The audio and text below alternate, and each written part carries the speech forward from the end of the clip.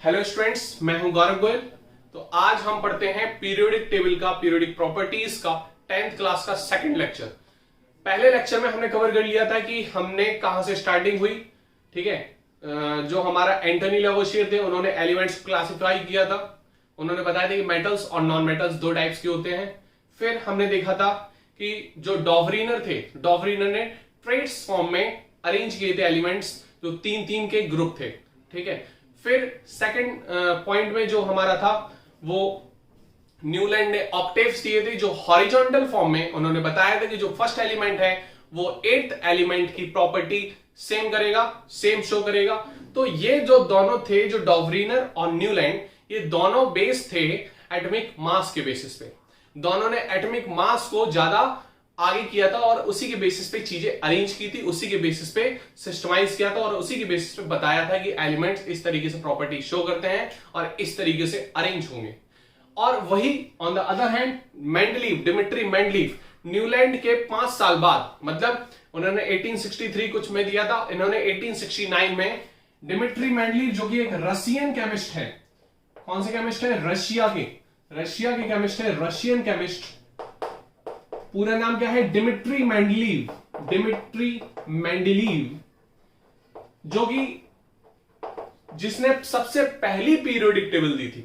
और जब इन्होंने पीरियोडिक टेबल दी थी तब कितने एलिमेंट्स आए थे? Elements known. कितने एलिमेंट्स नोन थे? ये पूछे जाते हैं छोटे छोटे सवाल। एलिमेंट्स नोन कितने? 63 एलिमेंट्स थे उस टाइम जब मेंडलीव ने पीरियोडिक टेबल दी थी। और कितनी दिनों बाद दी थी? ये 5 साल बाद दी थी, न्यूलैंड के ऑक्टेव्स रूल्स के बाद। क्लियर? तो इन्होंने अरेंज किया था और ये पहली पीरियोडिक टेबल दी थी। He gave first periodic table, he gave first periodic table, first periodic table. और इसीलिए ये कहलाते हैं फादर ऑफ पीरियोडिक टेबल। क्या कहलाते हैं? Father of periodic table. Clear होगी बात कि नहीं?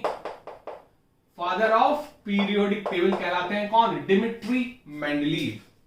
क्लियर होगी बात कि नहीं? समझ में आ रही होगी बात? ये Dmitry Mendeleev father of periodic table कहलाते हैं। रशिया के केमिस्ट थे और 1869 में, इन 1869 he gave first periodic table, और जो कि कहलाती है मेंडलीव पीरियोडिक टेबल। अब इसकी सारी प्रॉपर्टीज हम समझेंगे एक एक करके आराम से। ये पूरा लेक्चर इन्हीं पे बेस्ड है, पूरी की पूरी चीज, इनके मेरिट्स, इनके डीमेरिट्स, इन्होंने पीरियोडिक टेबल में क्या बताया था, पीरियोडिक फंक्शन क्या है, सब कुछ हम देखेंगे। अब देखते हैं पीरियोडिक फंक्शन। सबसे पहले जो पीरियोडिक, जो एलिमेंट्स अरेंज हुए हैं उसका कुछ रूल होता है। वो रूल इन्होंने क्या लगाया था? Atomic mass. तो he arranged elements on the basis of atomic mass। किसके बेसिस पे? एटॉमिक मास के बेसिस पे इन्होंने अरेंज किया था क्या? एलिमेंट्स को। क्लियर हो रही बात कि नहीं? समझ में आ रही होगी बात? तो अब जब एटॉमिक मास के बेसिस पे इन्होंने अरेंज किया था तो हम समझेंगे यहां पर कि इनका जो पीरियोडिक फंक्शन था, पीरियोडिक फंक्शन क्या था? पीरियोडिक फंक्शन क्या था? एटॉमिक मास। समझ में आ रही बात कि नहीं? क्या था? Atomic mass. तो एटॉमिक मास इस पीरियड का, मतलब मेंडलीव पीरियोडिक टेबल का जो पीरियोडिक फंक्शन था वो था एटॉमिक मास। मतलब एटॉमिक मास के बेसिस पे इन्होंने एलिमेंट्स को अरेंज किया था। अब in the increasing order of होगा, increasing order of atomic mass के बेसिस पे होगा, तो इसी ऑर्डर में इन्होंने ये अरेंज किया था। ये पूरी कहानी है, यहां से स्टार्ट करोगे आप, आराम से एक एक पॉइंट आपको लिखना है।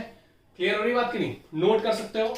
और father of periodic table is called, not father of modern periodic table, father of periodic, first periodic table किसने दी थी? डिमिट्री मेंडलीव ने, इन 1869। ये सारे पॉइंट आपको हाईलाइट करने हैं। ठीक है, 63 एलिमेंट्स थे, 1869 में दी थी, रशियन केमिस्ट थे, पूरा नाम डिमिट्री मेंडलीव था और फादर ऑफ पीरियोडिक टेबल ये कहलाते हैं। और इसमें जो मेन पॉइंट है, पीरियोडिक फंक्शन जो था इनकी पीरियोडिक टेबल का, that is atomic mass. Clear हो रही बात की नहीं? नोट कर सकते हो सारे पॉइंट। तो यहां पर अब जान लेते हैं हम characteristics of Mendeleev periodic table, कुछ प्रॉपर्टीज जान लेते हैं कि मेंडली पीरियोडिक टेबल में है क्या और कैसी दिखती है, कैसा अरेंजमेंट है। ठीक है, हम फाउंडेशन लेवल समझ चुके थे कैसी स्टार्टिंग है, और अब हम समझते हैं इसकी प्रॉपर्टीज और characteristics of Mendeleev periodic table. First point, मतलब इस पीरियोडिक टेबल में अगर इसकी पीरियोडिक टेबल बनी हुई है तो पीरियोडिक टेबल में हमारी जो ये वाली लाइन होती है ये दैट इज कॉल्ड हॉरिजॉन्टल रोज, इसको बोलते हैं हॉरिजॉन्टल रोज। क्या बोलते हैं? हॉरिजॉन्टल लाइन बोल दो या फिर हॉरिजॉन्टल जो लाइन होती है उनको हम रोज बोलते हैं। हॉरिजॉन्टल रोज को हम क्या बोलते हैं? पीरियड। क्या बोलते हैं? पीरियड। क्लियर हो रही बात कि नहीं? अगर ये वर्टिकल है ऐसी तो वर्टिकल कॉलम कहलाता है। क्या कहलाता है? Vertical column. तो वर्टिकल कॉलम को हम क्या बोलते हैं? वर्टिकल कॉलम को हम बोलते हैं ग्रुप। क्या बोलते हैं? ग्रुप। तो हॉरिजॉन्टल रोज को हम क्या बोलते हैं? पीरियड, और वर्टिकल कॉलम को हम बोलते हैं ग्रुप। अब जो इसका पहला पॉइंट है ये बोलता है इट कंटेन्स 7 हॉरिजॉन्टल रोज, मतलब जो इसकी पीरियोडिक टेबल में 7 हॉरिजॉन्टल रोज होती है। मतलब मेंडली पीरियोडिक टेबल में अगर कोई पूछे कितनी पीरियड्स होती हैं, 7 पीरियड्स होती हैं। कितनी? 7 पीरियड्स, मतलब 7 हॉरिजॉन्टल रोज होती हैं। Second point, it contains 8 vertical columns, मतलब इसमें वर्टिकल जो कॉलम्स हैं वो ग्रुप्स कहलाते हैं। तो कितने ग्रुप है? 8 ग्रुप होते हैं इसमें। ठीक है, क्लियर हो रही बात की नहीं? ये सारा का सारा सिस्टम 63 एलिमेंट्स जो उस टाइम नोन थे 1869 में, उसका अरेंजमेंट है केवल। अब तो 122 एलिमेंट्स आ चुके हैं। अब थर्ड पॉइंट है इट आल्सो कंटेन्स सब ग्रुप्स, मतलब ये ग्रुप है इसमें भी अंदर सब ग्रुप्स हैं। ठीक है, ग्रुप्स के अंदर भी बटे हुए हैं। पहला ग्रुप मतलब ग्रुप के भी पार्ट है, लेफ्ट हैंड साइड पहला ए और बी। तो अब इसको हम देख लेते हैं। It contains 8 vertical columns called groups. अब ग्रुप्स में इट आल्सो कंटेन्स सब ग्रुप्स, इसमें सब ग्रुप्स भी है। सब ग्रुप्स किस फॉर्म में? सब ग्रुप ए और सब ग्रुप बी। क्या है सब ग्रुप ए और सब ग्रुप बी में? सब ग्रुप ए में है नॉर्मल एलिमेंट्स। नॉर्मल एलिमेंट्स मतलब जनरली जो नॉर्मल एलिमेंट्स हम लोग पढ़ते हैं, नॉर्मल और ट्रांजिशन एलिमेंट ये बी ग्रुप में है।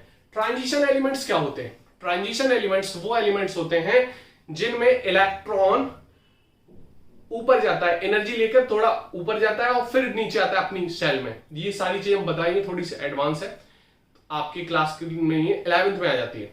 तो एनर्जी लेकर वो ऊपर जाता है और जब वापस आता है इलेक्ट्रॉन्स, ये तो पता है कि एटम्स के अंदर इलेक्ट्रॉन, प्रोटॉन, न्यूट्रॉन होते हैं, क्योंकि 9th में आपने एटम्स मॉलिक्यूल्स पढ़ लिया था और स्ट्रक्चर ऑफ एटम पढ़ लिया था।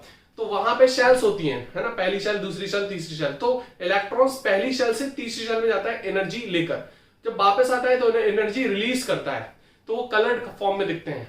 तो ऐसे एलिमेंट्स को हम बोलते हैं ट्रांजिशन एलिमेंट्स। क्या बोलते हैं? ट्रांजिशन एलिमेंट, मतलब वो ट्रांजिशन करते हैं, इसलिए हम उसको क्या बोलते हैं? Transition elements. और ये नॉर्मल एलिमेंट्स ये हमारे ट्रांजिशन नहीं होते हैं, ये सिंपल एलिमेंट्स होते हैं। इसमें इलेक्ट्रॉन्स इजिली नहीं जाता, ठीक है, जंप नहीं करता हायर ऑर्बिटल्स में। क्लियर? तो ये है सब ग्रुप ए में नॉर्मल एलिमेंट्स और सब ग्रुप बी में है ट्रांजिशन एलिमेंट्स। ट्रांजिशन एलिमेंट्स हम आपको समझाएंगे जब हमारी पूरी जो मॉडर्न पीरियोडिक टेबल आएगी उसमें बहुत अच्छे से क्लियर होगा कि ट्रांजिशन एलिमेंट्स कौन से हैं, ठीक है, और जो जनरल एलिमेंट्स मतलब नॉर्मल एलिमेंट्स कौन से हैं, मेटल्स कहां हैं, नॉन मेटल्स कहां हैं, वो हमारी चल रही है इस टाइम, तो हम उसको ही पढ़ेंगे। ये तो इसके बाद आई थी वो मॉडर्न पीरियोडिक टेबल। सबसे पहली पीरियोडिक टेबल तो मेंडलीव थी, इसके बाद हम उसको देखेंगे। लास्ट पॉइंट क्या है इसका? Fourth point, group 8 contain transition elements. जो ग्रुप 8 है, आखिरी वाला जो ग्रुप है, वो ट्रांजिशन एलिमेंट्स कंटेन किया है। और ट्रांजिशन एलिमेंट्स किस किस? 3 सेट्स में, मतलब 3 एलिमेंट का सेट बना हुआ है इस तरीके से, ठीक है। तो 3 एलिमेंट्स का सेट्स बना हुआ है, इसलिए हम उसको बोल देते हैं कि 3 एलिमेंट्स का सेट बना के ये ट्रांजिशन एलिमेंट्स कंटेन किया। मतलब जो ग्रुप 8 है वो चौड़ा है, मतलब बड़ा है काफी, ठीक है, ये आपको समझना है। क्लियर हो रही बात की नहीं? तो ये सारी चीज नोट कर सकते हो, ये इंपॉर्टेंट है। कैरेक्टरिस्टिक्स पूछ सकते हैं कि कैरेक्टरिस्टिक्स क्या है, ठीक है। फिर हम इसकी देखते हैं मेरिट्स, इसकी खूबियां मतलब बोल सकते हो और खामियां बोल सकते हो। तो इसको फटाफट नोट करो, फटाफट। क्लियर? अब अगर हम ये मेंडली पीरियोडिक टेबल की बात करें तो मेंडली पीरियोडिक टेबल कुछ इस तरीके से अरेंज फॉर्म में थी, ठीक है। इसके ये पीरियड्स थे, ठीक है, 1 2 3, ठीक है, और ये कैल्शियम यहां आएगा, पोटेशियम के बाद 4 5, ये 6 यहां पर आ जाएगा, ठीक है, और ये 7, सीजियम के बाद रुबिडियम आता है, ठीक है, lithium sodium potassium rubidium caesium francium आएगा लास्ट में, ठीक है। तो ये 7 पीरियड थे, 7 पीरियड थे ये वाले, ठीक है। इस तरीके से ये 7 पीरियड थे, इसको लॉन्गेस्ट फॉर्म में करते जा, ऐसे एलोंगेट करते जा रहे हैं हम, ठीक है। अब देखो यहां पर जो हमने बोला था कि ये 3 सेट्स के एलिमेंट्स बनेंगे, तो ये सेट बनेगा 3 एलिमेंट्स का, ठीक है। तो ये हमारे कहलाते हैं ट्रांजिशन एलिमेंट्स। क्या कहलाते हैं? Transition elements. क्लियर? क्या कहलाते हैं? Transition elements. अब यहां पर ग्रुप देखो, ये जो ग्रुप है, ये ग्रुप ये वाले हैं, तो ग्रुप कितने हैं? 8, रोमन नंबर में लिखे 8 तक। अब जब हम इसकी बात करेंगे सब ग्रुप की, तो यहां पर सब ग्रुप में ये ए और बी, ए और बी, तो यहां पर देखो बी में देखो क्या आ रहा है? कॉपर सिल्वर गोल्ड, ठीक है। यहां पे इस साइड आ जाएगा, यहां भी इस साइड आ जाएगा। ये आप देख सकते हो एनसीईआरटी में आपकी मेंडली पीरियोडिक टेबल बनी होगी, तो एनसीईआरटी खोलिए, वहां पर साथ साथ ये इस तरीके से देख लीजिए। तो इस तरीके से ये पहला ग्रुप, सेकंड ग्रुप, पहला ग्रुप, सेकंड ग्रुप, पहला ग्रुप, सेकंड ग्रुप, मतलब ये सब ग्रुप की बात कर रहे हैं। ए बी फॉर्म में बने रहेंगे, ए साइड बी साइड। जो बी वाले ग्रुप है वो हमारे ट्रांजिशन एलिमेंट्स है, मैंने आपको बता दिया, और जो ए वाले हैं वो हमारे नॉर्मल एलिमेंट्स कहलाते हैं, जो हमारे lithium sodium potassium rubidium beryllium magnesium calcium इस टाइप में। क्लियर हो रही बात की नहीं? तो ये इस तरीके से आप उसकी बात बना सकते हो जस्ट। फिर हम इसकी देखेंगे मेरिट्स क्या है। मेरिट्स और डीमेरिट्स बहुत ज्यादा पूछी जाती हैं, तो merits of Mendeleev periodic table और demerits of Mendeleev periodic table ये आपको बहुत अच्छे से पता होनी चाहिए, ठीक है। इसको आप बना सकते हो अच्छे से। और मैंने आपको बता दिया कि इसमें 7 पीरियड्स होते हैं, ये हॉरिजॉन्टल रोज, और वर्टिकल जो कॉलम्स है वो 8 है, दैट इज कॉल्ड ग्रुप्स। इसको नोट कर सकते हो, अच्छे से बना लो। फिर हम आगे चलते हैं इसकी मेंडली पीरियोडिक। देखो मेरिट्स की बात करें और इंपॉर्टेंस की बात करें मेंडली पीरियोडिक टेबल की, तो मेरिट्स और इंपॉर्टेंस एक ही चीज है कि इसकी खूबियां क्या थी, इंपॉर्टेंस क्या थी, हम क्यों पढ़ेंगे मेंडली पीरियोडिक टेबल, क्या जरूरत है। तो सबसे पहली चीज कि एलिमेंट्स को हम सिस्टमाइज फॉर्म में पढ़ सकते हैं। ये पहला ऑर्डर, पहला अरेंजमेंट मेंडलीफ के द्वारा था। तो पहला इसका पॉइंट है कि systematic study of an elements, मतलब एलिमेंट्स की हम सिस्टमैटिक स्टडी पढ़ सकते हैं। That is the main concern behind the given periodic table by Dmitry Mendeleev। सबसे पहले ये हेल्पफुल रहेगी, ये हेल्पफुल टीचर्स के लिए रहेगी, स्टूडेंट्स के लिए रहेगी, साइंटिस्ट के लिए रहेगी। मतलब एलिमेंट्स जो है वो सभी जगह यूज है, क्योंकि सब कुछ जो बना है दुनिया में सब कुछ एलिमेंट से बना है। तो सिस्टमाइज अरेंजमेंट से अगर हम एलिमेंट्स को पढ़ेंगे तो इसमें हमारा टाइम बर्बाद नहीं होगा। अगर कोई हमें एलिमेंट्स निकालना है तो इसमें टाइम बर्बाद नहीं होगा, दैट इज मेन कंसर्न। अगर हम कोई एलिमेंट्स को निकाल के पढ़ेंगे, अलग अलग इंडिविजुअली पढ़ेंगे, वहां पर टाइम बर्बाद बहुत ज्यादा होगा। तो इसीलिए पहला इसका पॉइंट है कि सिस्टमाइज फॉर्म में इसको पढ़ना, ये इसका मेन कंसर्न था। तो सिस्टमैटिक स्टडी ऑफ एलिमेंट्स हम इस फॉर्म में पढ़ सकते हैं जो मेंडली पीरियोडिक टेबल के द्वारा दी गई है, बताई गई है। दूसरा इंपॉर्टेंस है correction of doubtful atomic mass. मतलब कुछ हमारे डाउटफुल एटॉमिक मास थे, जिनके मास पे हम क्लियर नहीं थे, उसको डिमिट्री मेंडलीव ने क्लैरिफाई किया। उन्होंने कहा एटॉमिक मास हमारा इक्विवेलेंट मास इनटू वैलेंसी होता है। मतलब जो हमारा वैलेंसी होगी, वैलेंसी आप समझ चुके हैं, उसका इक्विवेलेंट मास को इनटू कर दो। ये थोड़ा हाई लेवल में हो जाती है, हमें ये चीज नहीं जाननी है, ये कॉम्पिटिटिव एग्जाम में आ जाती है आपके 10th में, ठीक है। तो ये हमारा इंपॉर्टेंट पॉइंट है, correction of doubtful atomic mass. आपको अगर लिखना है तो लिख सकते हैं। तो इसका जो एटॉमिक मास है, तो एटॉमिक मास कोई भी एलिमेंट का, वो एटॉमिक मास जो है वो equivalent mass into valency, into valency, ये हम जब कर देंगे तो ये हमारा कहलाएगा क्या, क्या कहलाएगा? Atomic mass. ये करेक्शन था, एटॉमिक मास उन्होंने बोल दिया था, लेकिन इक्विवेलेंट मास इनटू वैलेंसी को हम पढ़ेंगे तब हम क्या बोल देंगे? Atomic mass. समझ में आ रही बात की नहीं? क्लियर हो रही होगी बात? ठीक है। नेक्स्ट हमारा सबसे इंपॉर्टेंट पॉइंट, सबसे इंपॉर्टेंट पॉइंट जिसकी वजह से इनकी बहुत वाहवाही हुई। मतलब इन बहुत से एलिमेंट्स अरेंज इन्होंने किए, अरेंजमेंट इन्होंने दिया, लेकिन आपने देखा होगा बीच बीच में पोजीशन, कुछ एलिमेंट उस टाइम डिस्कवर नहीं हुए थे, लेकिन ऑर्डर जब इन्होंने अरेंजमेंट किया तो उसकी कुछ वैकेंट पोजीशन उन्होंने रख दी थी।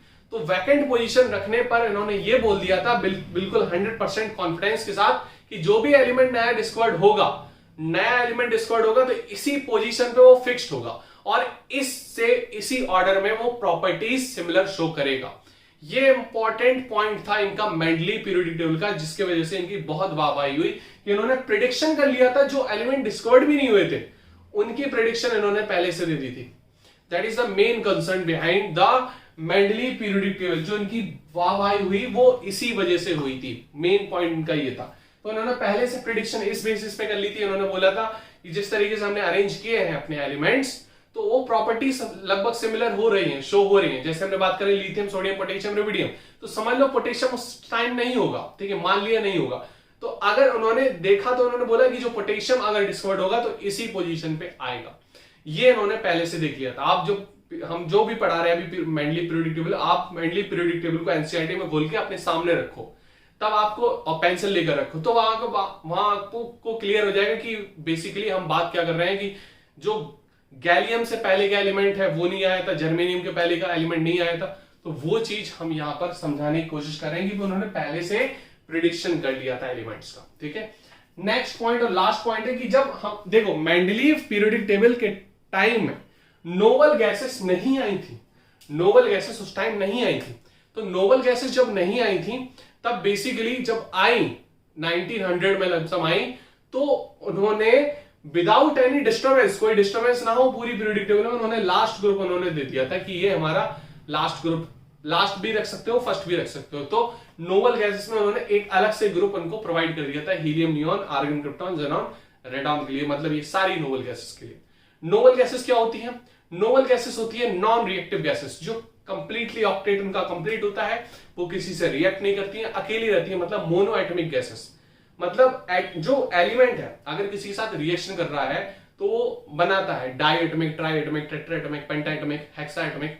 तो हेक्साएटॉमिक मतलब 5-6 एलिमेंट हो गए, पेंटाएटॉमिक मतलब 5 एलिमेंट, 4 एटम का कॉम्बिनेशन है, जैसे P4 टेट्राएटॉमिक, ठीक है, O3 ozone triatomic, O2 diatomic. तो ये अकेली रहती थी, हीलियम अकेली, ठीक है, नियॉन अकेला, हीलियम, नियॉन, आर्गन अकेला, क्रिप्टन अकेला। तो ये अलग अलग रहती थी, ठीक है। हीलियम बैलून्स में भरी जाती है, नियॉन CFL में अंदर भरी जाती है, आर्गन बल्ब के अंदर रही जाती है, क्रिप्टन भी यूजेस होती है हमारी कई जगह। तो ये हमारी गैसेस सारी नोबल गैसेस और इनर्ट गैसेस भी कहलाती है। इनर्ट गैसेस बोलते हैं कि किसी के अंदर फिलअप कर दो, that is called inert gases. तो इसलिए इन्होंने जो पोजीशन है नोबल गैसेस की वो डिस्टर्बेंस नहीं होने दी, इस वजह से और इनकी वाहवाही हुई कि इन्होंने कोई डिस्टर्बेंस नहीं लाया और सही तरीके से उन्होंने एटॉमिक मास के बेसिस पे अरेंजमेंट दे दिया। फिर इनकी खाबियां क्या थी, मतलब जो कमियां थी वो क्या थी, ठीक है, खूबियां तो बता दी, अब कमियां क्या थी। बेसिकली कमियां जो थी उसके बेसिस पे इनका जो पॉइंट्स था वो गलत हो चुका। फिर इनकी मेंडली पीरियोडिक टेबल नहीं चली, आगे तक नहीं चल पाई। फिर जो मॉजले आए, ठीक है, उन्होंने periodic table the on the basis of atomic number, वो हम पढ़ेंगे आगे। पहले उनकी देख लेते हैं खामियां बेसिकली है क्या। खूबियां तो देख ली हमने, खामियां और देख लेते हैं। तो मेरिट्स देख लिया हमने, डीमेरिट्स और देख लेते हैं, इसको नोट कर सकते हो आप, ठीक है। अब हम देखते हैं इनकी खामियां, थोड़ा इसको और देख लेते हैं कि प्रेडिक्शन जो की थी, कौन जो एलिमेंट्स थे, जो न्यू एलिमेंट्स होने थे, उनको और देख लेते हैं। तो जो एलिमेंट्स है आप देखोगे वहां पर पीरियोडिक टेबल में बोरॉन के पहले जो था, मतलब प्रीसीडिंग बोल सकते हो इसके बाद वाला, तो बोरॉन के बाद हमारा स्कैंडियम आया, मतलब स्कैंडियम को हमने बोल दिया इसमें ई का बोरॉन। ई का एक संस्कृत वर्ड है जिसका मतलब होता है पहले, हम इंग्लिश में बोल दो तो प्रेसिडिंग भी बोल दो कि आगे का, ठीक है। तो ये हमारा पहले है। देन ई का एल्यूमिनियम, गैलियम आ गया, एल्यूमिनियम के बाद हमारा गैलियम आता है, ये भी आपने देखा होगा। ई का सिलिकॉन, सिलिकॉन के बाद हमारा जर्मेनियम आया, ठीक है, प्रेसिडिंग मतलब उसी के ग्रुप में आया, ठीक है। तो ये चीज उन्होंने पहले से प्रिडिक्शन कर दी थी इन 3 एलिमेंट्स की, एज ई का बोरॉन, एज ई का एल्यूमिनियम एंड ई का सिलिकॉन। इस बेसिस पे उन्होंने बता दिया था कि स्कैंडियम, गैलियम, जर्मेनियम आएंगे तो यही एग्जैक्ट पोजीशन होगी कि यहीं पर ये फिटेड होंगे। तो ये आप नोट कर सकते हो। फिर हम देखेंगे इसकी लिमिटेशंस क्या है, इनकी डीमेरिट्स क्या है, इसको नोट करो फटाफट। हम डीमेरिट्स और देख लेते हैं, डीमेरिट्स और limitations of Mendeleev periodic table, limitations and demerits. अब देखो हम बात करते हैं डीमेरिट्स में, तो डीमेरिट्स में पहला ये एनामलस पेयर ऑफ एलिमेंट्स। खूबियां ठीक है, अच्छी थी, खूबियां में वाहवाही हुई, लेकिन जब इनकी डीमेरिट्स आई तो इनको नकारा भी गया फिर। ठीक है, और इनकी डीमेरिट्स बेसिकली ज्यादा थी, एक दो डीमेरिट्स तो चल जाए, लेकिन खूबियों से ज्यादा जब खामियां होती हैं तो उस चीज को नकार दिया जाता है। जिसकी प्रायोरिटी ज्यादा, उसके बेसिस पे वो चीज देखी जाती है। कमियां खामियां जो अपनी पीरियोडिक टेबल अभी चल रही है, मॉडर्न पीरियोडिक टेबल, उसमें भी है, लेकिन उससे ज्यादा उसमें खूबियां हैं, इसीलिए वो अभी चल रही है और उसको मान्यता प्राप्त है। क्लियर हो रही बात की नहीं? तो अब हम देखते हैं इसकी खामियां क्या है। पहला पॉइंट है एनामलस पेयर ऑफ एलिमेंट्स, मतलब इन्होंने अरेंजमेंट तो कर दिया एलिमेंट्स का on the basis of increasing atomic masses, लेकिन यहां पर इस बेसिस पे इन्होंने कुछ गड़बड़ी भी की। क्या गड़बड़ी की? इन्होंने बोला, इन्होंने एल्यूमिनियम को पहले रख दिया, किससे?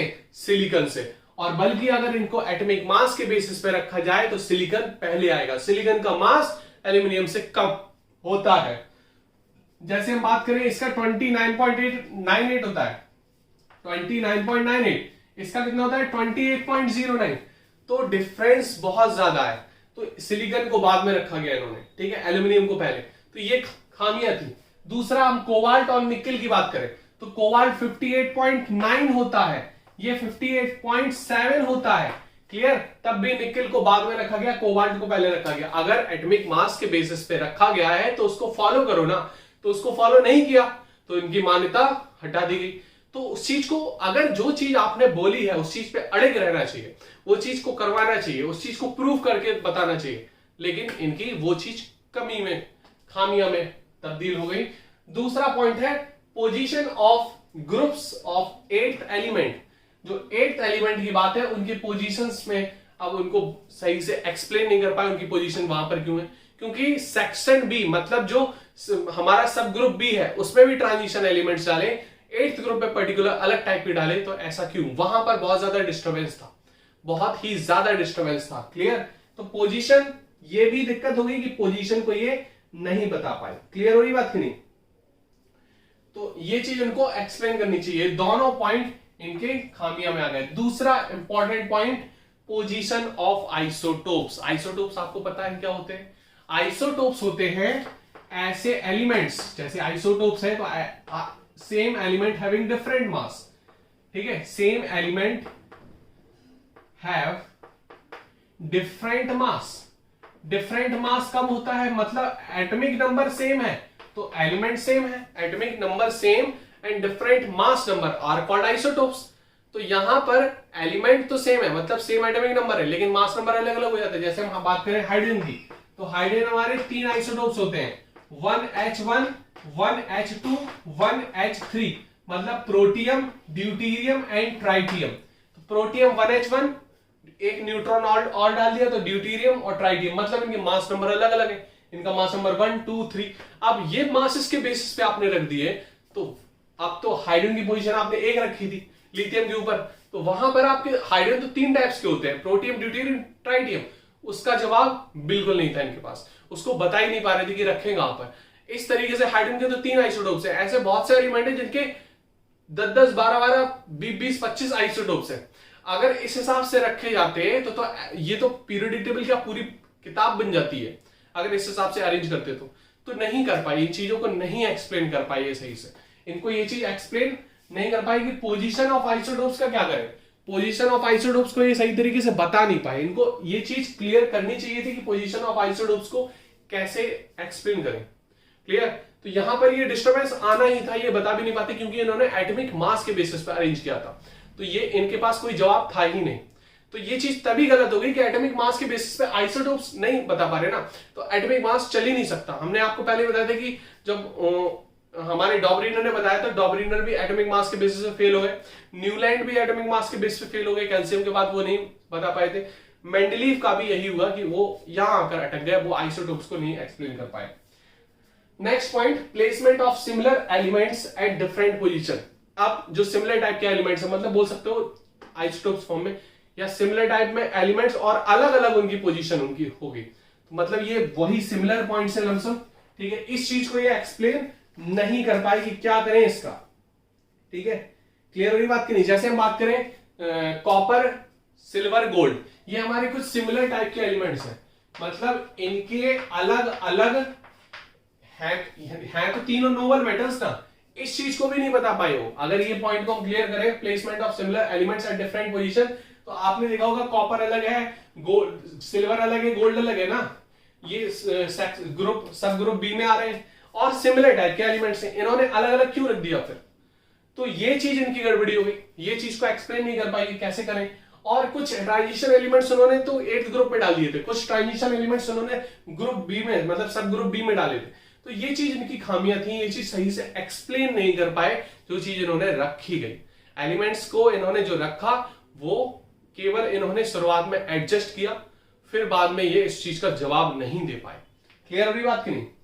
Last point, position of hydrogen. Hydrogen की पोजीशन के बारे में तो हमारा मॉजले भी नहीं बता पाए हैं, जो मॉडर्न पीरियोडिक टेबल है, मॉजले सर भी इस चीज को नहीं एक्सप्लेन कर पाए कि हाइड्रोजन को रखें कहां, क्योंकि हाइड्रोजन जो है वो 1s1 आता है इलेक्ट्रॉनिक कॉन्फ़िगरेशन, ठीक है। तो अल्कली मेटल्स के साथ भी होता है, लिथियम सोडियम पोटेशियम रुबिडियम के साथ भी, और हैलोजेंस के साथ भी, मतलब फ्लोरीन क्लोरीन ब्रोमीन आयोडीन, मतलब है तो नॉन मेटल्स, तो हैलोजन के साथ आने चाहिए, लेकिन ये अल्कली मेटल्स के साथ आता है, क्योंकि अल्कली मेटल्स का इलेक्ट्रॉनिक कॉन्फ़िगरेशन होता है लास्ट में आता है S1। जैसे लिथियम की बात करें तो 1s2 2s1 आता है, सोडियम की बात करें तो 1s2 2s2 2p6 3s1 आता है। तो इसीलिए हाइड्रोजन को हम अल्कली मेटल के साथ रखते हैं।